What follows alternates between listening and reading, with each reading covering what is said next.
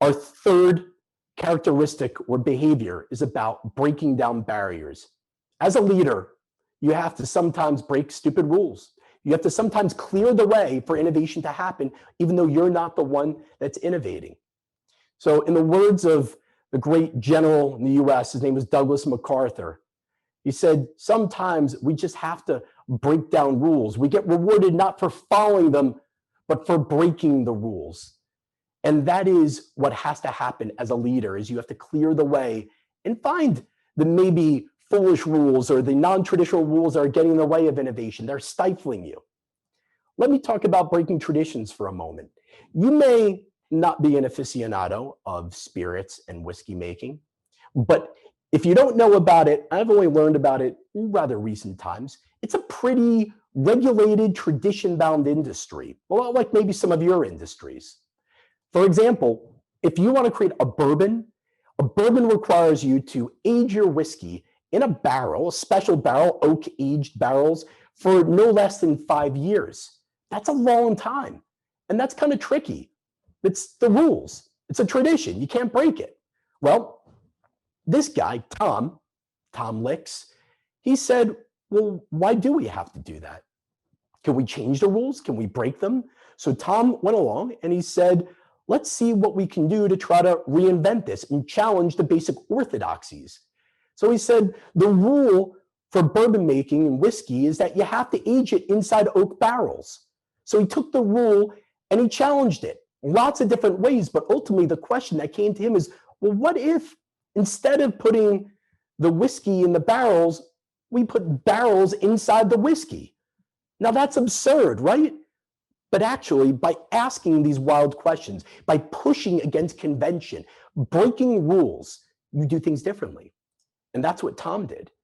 He actually said, well, how can we make it possible? His team came up with a concept where they broke up the barrels and put the barrels literally inside the whiskey in steel drums, and they applied pressure on it, creating like a saturation effect, like a sponge. And they put pressure on, off, on, off, on, off, again and again, until the barrels absorbed it. And they created a whiskey. Now you may be thinking, okay, they created a whiskey, but by breaking that rule, did it actually create a good whiskey?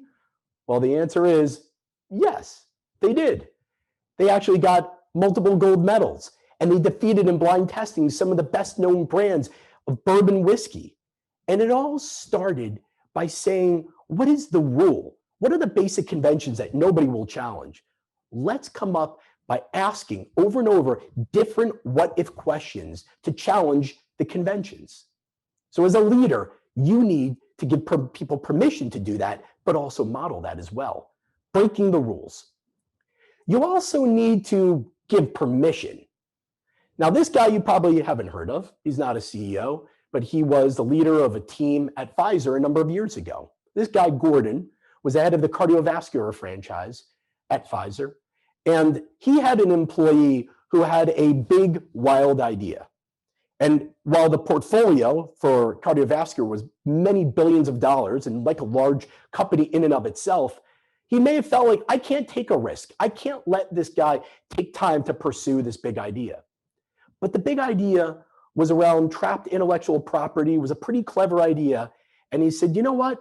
I want to see this idea flourish. And while I'm not interested in developing it, I'm going to give you the air cover, the permission to develop it. So Gordon went out and he got him funding. He connected him with people and said, as long as you get your day job done, as long as you perform, I'm going to give you all the support you need. And why is this unique? Most managers don't give permission. They're worried that it's going to make them look bad. They're not thinking about how do I enable my people to innovate, because they're worried that it's going to end up killing their portfolio and risk their job. Gordon was a great example of giving permission to allow the greater good, to allow for the organization to thrive. And this guy that he enabled, well, he went out as part of a team and developed a spin-out from Pfizer called SpringWorks Therapeutics. They got over 100 million of funding, and they've been developing drugs that were trapped intellectual property or shelved drugs so they could see the light of day and do some good. And it all started as a leader of giving permission when people need it.